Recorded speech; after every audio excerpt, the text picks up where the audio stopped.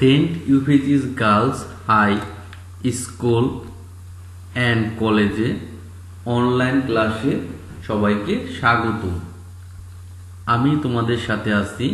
আমি মোহাম্মদ সাইফুল ইসলাম, প্রভাষক, Saint Euphrates girls school and college. আজকে আমরা একাদশ ও দ্বাদশ শ্রেণীর ফিন্যান্স, ব্যাংকিং ও বীমা দ্বিতীয় পত্র ক্লাসটি করাবো। আজকে আমরা আলোচনা করব আমাদের পাঠ্য বইয়ের তৃতীয় অধ্যায়ে বাণিজ্যিক ব্যাংকের প্রথম লেকচার। আজকের পাঠে শিক্ষার্থীরা তোমরা যা জানতে পারবে তা হচ্ছে বাণিজ্যিক ব্যাংক বা কমার্শিয়াল ব্যাংক কি, বা বলতে আমরা কি বুঝি, কাকে বলে,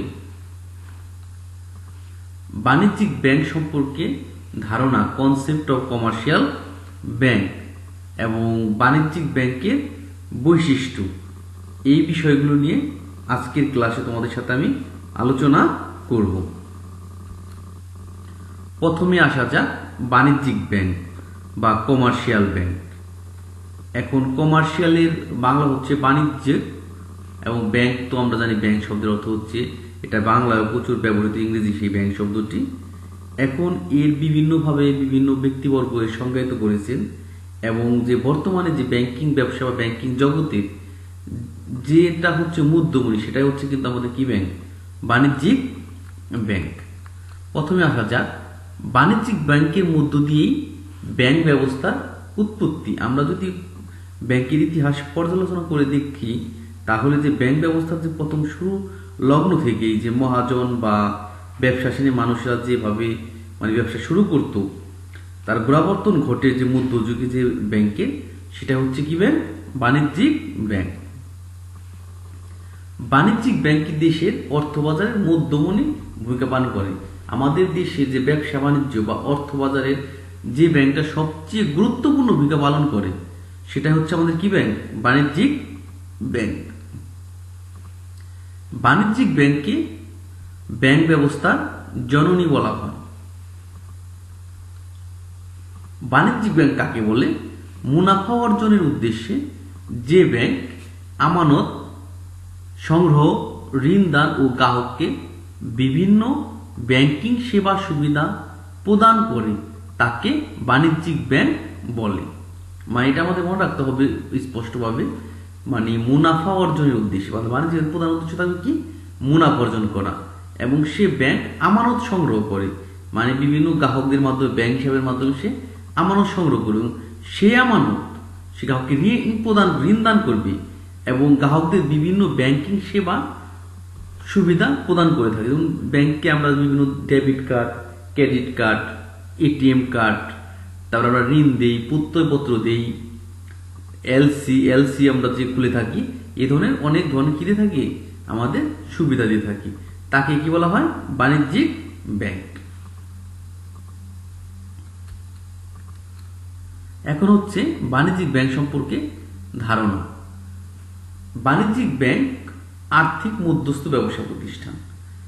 বাণিজ্যিক বলতে আমরা বলতে পারি যে আর্থিক বাজার যে মধ্যস্থ ব্যবসা প্রতিষ্ঠান আছে, সেটা হচ্ছে কি ব্যাংক, বাণিজ্যিক ব্যাংক। বাণিজ্যিক ব্যাংকের মূল উদ্দেশ্য হচ্ছে মুনাফা অর্জন করা। আমরা ইতিমধ্যে আগে পড়েছি, আমরা দ্বিতীয় চ্যাপ্টারে পড়েছি কেন্দ্রীয় ব্যাংকের মূল উদ্দেশ্য কি, সেখানে বলছে কি সমাজ কল্যাণ বা জনকল্যাণ। তবে বাণিজ্য ব্যাংকের মূল উদ্দেশ্য বা প্রধান উদ্দেশ্য হচ্ছে কি, মুনাফা অর্জন। এই প্রতিষ্ঠান বিভিন্ন হিসাবের মাধ্যমে স্বল্প সুদে অর্থ সংগ্রহ করে থাকে। এখন হচ্ছে বাণিজ্যিক ব্যাংকের বৈশিষ্ট্য, মুনাফা অর্জন। এখন বাণিজ্যিক ব্যাংকের কতিপয় যে বৈশিষ্ট্য রয়েছে, এবং যে বৈশিষ্ট্য হচ্ছে আমাদের যেটা বলা হয়, বাণিজ্যিক ব্যাংক হচ্ছে এক ধরনের স্বল্পমেয়াদী ঋণের ব্যবসায়ী, এবং তার কাজ হচ্ছে স্বল্প সুদে বা লাভে বিভিন্ন হিসাবের মাধ্যমে অর্থ জমা করে অধিক সুদে বা লাভে উক্ত অর্থ ঋণ দেওয়া অন্যতম প্রধান কাজ। তাহলে আগে আমরা বলেছি মুনাফা অর্জন উদ্দেশ্যের মধ্যে যে কথাটা আমরা উল্লেখ করেছি, বাণিজ্যিক ব্যাংকের প্রধান উদ্দেশ্য হচ্ছে মুনাফা অর্জন করা, এবং মুনাফা অর্জন উদ্দেশ্য নিয়ে বাণিজ্যিক ব্যাংকের উৎপত্তি ঘটে। উৎপত্তির সে আদি লগ্ন থেকেই কিন্তু বাণিজ্যিক ব্যাংকের একটাই ধারণা ছিল, সেটা আমাদের কি করতে হবে, মুনাফা অর্জন করতে হবে। তাই এই ব্যাংকের যাবতীয় কাজ মুনাফা অর্জন উদ্দেশ্য সামনে রেখেই পরিচালিত হয়, যে কারণে অন্য অন্য ব্যবসা প্রতিষ্ঠানের ন্যায় একে তীব্র প্রতিযোগিতার মধ্য দিয়েও মুনাফা অর্জনের প্রয়াস চালাতে হয়। এখানে কিন্তু অনেক কম্পিটিশন আছে এবং এই কম্পিটিশনের মধ্যে হচ্ছে আমাদের কি করতে হবে, তাদের মুনাফা অর্জন করতে হবে। আবার বলে রাখা ভালো, আমাদের বাংলাদেশে আমাদের তালিকাভুক্ত যে 57টি ব্যাংক রয়েছে, তার মধ্যে কিন্তু 2টি ব্যাংক বাদে সবগুলো ব্যাংকে আমরা বাণিজ্যিক ব্যাংক বলতে পারি। এর পরবর্তীতে হচ্ছে আমাদের সঞ্চয় সংগ্রহ ও স্বল্পমেয়াদী ঋণ দান। বাণিজ্যিক ব্যাংকের অন্যতম বৈশিষ্ট্য হলো এই ব্যাংক বিভিন্ন হিসাবের মাধ্যমে সঞ্চয় সংগ্রহ করে এবং উক্ত সঞ্চিত অর্থ অন্যদের ঋণ, নগদ ঋণ ও জমানত ঋণ আকারে প্রদান করে। অর্থ ছাড়া এই ব্যাংক প্রত্যয়পত্র, বিনিময় বিল, হুন্ডি, ব্যাংক ড্রাফট ইত্যাদির মাধ্যমে গ্রাহকদের ঋণ সুবিধা প্রদান করে থাকে। যেমন আমরা এই হিসাবটা আগে বলেছি, আমরা বাণিজ্যিক ব্যাংক সে কিন্তু ঋণ দিয়ে থাকি, আবার নগদ ঋণও দিয়ে থাকি এবং জমাতিরিক্ত ঋণ দিয়ে থাকি। এবং জমাতিরিক্ত যে ঋণটা, যেটা আমরা জমাতিরিক্ত ব্যাংক জমাতিরিক্ত আমরা বলে থাকি, বা ব্যাংক ওভারড্রাফট, মানে ব্যাংকে যে পরিমাণ টাকা থাকে ব্যাংক হিসাবে গ্রাহকের, তার চেয়ে যদি সে অতিরিক্ত পরিমাণ টাকা উত্তোলন করে, সেটাকে আমরা বলতে থাকি ব্যাংক ওভারড্রাফট বা ব্যাংক জমাতিরিক্ত। সাধারণত ব্যাংক জমাতিরিক্ত হচ্ছে আমরা ব্যাংক চলতি হিসাবের মাধ্যমে আমরা কি থাকি, দিয়ে থাকি। বিনিময়ের মাধ্যম সৃষ্টি। মুদ্রা সৃষ্টি করতে না পারলেও বিনিময়ের মাধ্যম হিসাবে cheque, cheque card, bank draft, প্রত্যয়পত্র সৃষ্টি করে তার অন্যতম বৈশিষ্ট্য হিসাবে সর্বজনভাবে স্বীকৃত। আমরা জানি যে মুদ্রা তো সৃষ্টি করতে পারে না বাণিজ্যিক ব্যাংক, অনুমোদনও দিতে পারে না। তাহলে মুদ্রা সৃষ্টি না করতে পারলেও যেটা বাণিজ্যিক ব্যাংক আমাদের চেক ইস্যু করে এবং ব্যাংক ড্রাফট দিয়ে থাকে, প্রত্যয়পত্র দিয়ে থাকে। আর্থিক প্রতিষ্ঠান হিসেবে বাণিজ্যিক ব্যাংক অতি সহজে এই ধরনের বিনিময় মাধ্যম সৃষ্টি করতে পারে, যা অন্য অন্য ব্যাংকের পক্ষে যা সম্ভব নয়।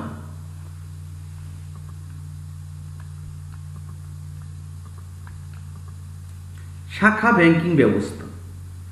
অন্য অন্য ব্যাংকসমূহ একটি মাত্র সীমিত সংখ্যক অফিসের মাধ্যমে কার্য সম্পাদনের সমর্থ হলেও বাণিজ্যিক ব্যাংক দেশে বিদেশে বিভিন্ন এলাকায় শাখা প্রতিষ্ঠান প্রয়োজন পড়ে। এতে আমানত সংগ্রহ করে, অর্থ স্থানান্তর, বৈদেশিক বিনিময় কার্য সহজ করে। এই কারণেই শাখা ব্যাংকিং ব্যবস্থার মধ্যে এরূপ ব্যাংকের প্রসার লক্ষণীয়। এখন আমরা বলতে পারি যে আমাদের দেশের যে ব্যাংক ব্যবস্থা সেটা হচ্ছে সম্পূর্ণ মানে শাখা ব্যাংকিং ব্যবস্থার উপর নির্ভরশীল। পৃথিবীর অন্য অন্য দেশ আছে, অন্য যেমন একক ব্যাংকও আছে আমাদের, যে আমেরিকাতে যেমন একক ব্যাংক প্রচলনটা বেশি, বাংলাদেশে হচ্ছে শাখা ব্যাংকটা প্রচলনটা খুবইভাবে বেশি। আমি যে আমাদের আনাচে কানাচে প্রত্যেক স্থানে ব্যাংকের শাখা পাওয়া যায় বাণিজ্যিক ব্যাংকগুলো। এমনকি এখন হচ্ছে আমাদের আরো এজেন্ট ব্যাংক। বাণিজ্যিক ব্যাংকগুলো এখন শাখা ব্যাংকগুলোকে আবার কি উপশাখা বানানো হয়েছে, এবার এজেন্ট ব্যাংকিং করা হয়েছে। মানুষের মানে দুয়ারে মানে হাতের নাগালে ব্যাংকিং সেবাটা আমাদের পৌঁছে দিচ্ছে, কিন্তু যে গুরুত্বপূর্ণ পালন করছে সেটা কিন্তু বাণিজ্যিক ব্যাংক।